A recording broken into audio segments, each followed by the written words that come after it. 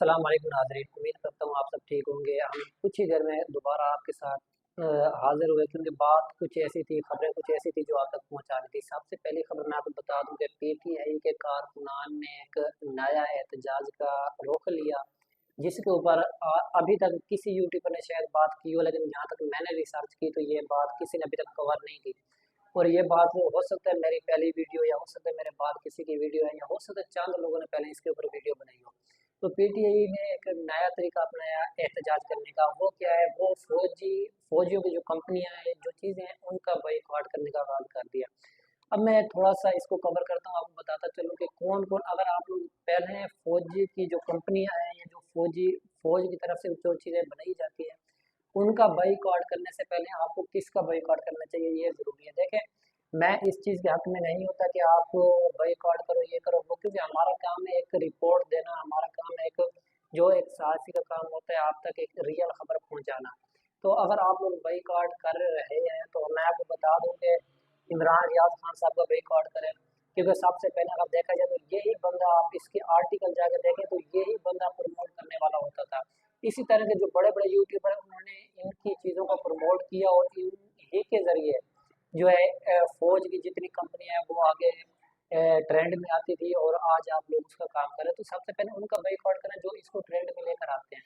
तो सबसे पहले आपको शहबाज गिल हो गया, इमरान रियाज, मजीद जो भी आपके यूट्यूबर हैं उनसे पूछना चाहिए कि हाँ भाई हम बॉयकॉट करें या ना करें, क्योंकि आप बॉयकॉट करते हो तो वो वहाँ से ट्रेंड चलाते हैं। तो इसलिए जो है आपके बॉयकॉट करने या ना करने से ज़्यादा मुझे लगता है कोई फ़ायदा नहीं होगा और ना ही कोई फ़र्क पड़ने वाला है।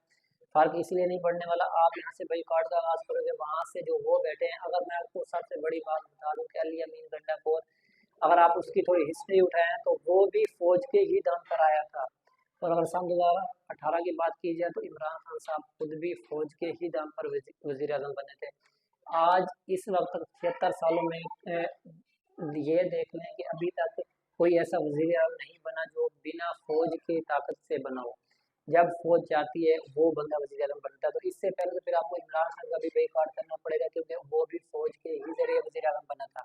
और वो इमरान खान साहब खुद भी कहते थे कि भाई आर्मी चीफ कौम का बाप होता है, उसकी कदर करनी चाहिए। तो आज मेरा सवाल बनता है और हर उस पाकिस्तान का सवाल है जो पीटीआई को सपोर्ट नहीं करता, तो वो हर उस बंदे की तरफ से मेरी तरफ से एक सवाल है कि क्या आज आर्मी चीफ कौम का बाप नहीं है?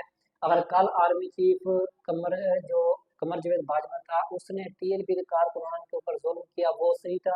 आज का आर्मी चीफ अगर आपके ऊपर जुल्म कर रहा है तो वो गलत है। नाम उसकी जो है हक में बात करेंगे ना इसके हक में, वो भी जुल्म था, ये भी जुल्म है। लेकिन सोचने की बात ये है कि जब आप इक़्तिदार में आते हो तो अपनी औकात भूल जाते हो, फिर आपको जुल्म जुल्म नजर नहीं आता। जुल्म आपको तब नजर आता है जब आपके खुद के ऊपर होता है। तो बराए मेहरबानी जुल्म को जुल्म समझें और हमेशा जो है मजलूम के साथ खड़े रहें। तब उनके साथ जुल्म हुआ, उनके हम साथ थे, आज इनके खिलाफ जुल्म हुआ तो हम इनके साथ खड़े हैं। मतलब वो भी गलत था, ये भी गलत था, क्योंकि हर पार्टी को एहतजाज का हक है, वो अपना एहतजाज रिकॉर्ड करा सकती है।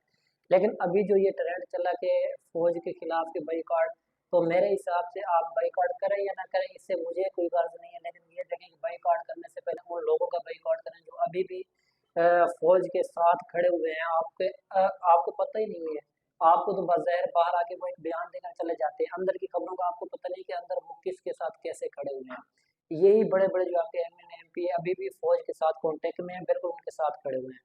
तो वक्त आने पर ये पार्टी को खुदा हाफिज भी कह सकते हैं। ये मैं आपको बहुत बड़ी आखिर में अपडेट देकर जा रहा हूँ। उम्मीद करता हूँ मेरी बात समझ आई होगी। चैनल को सब्सक्राइब करें, लाइक शेयर लाजमी करें।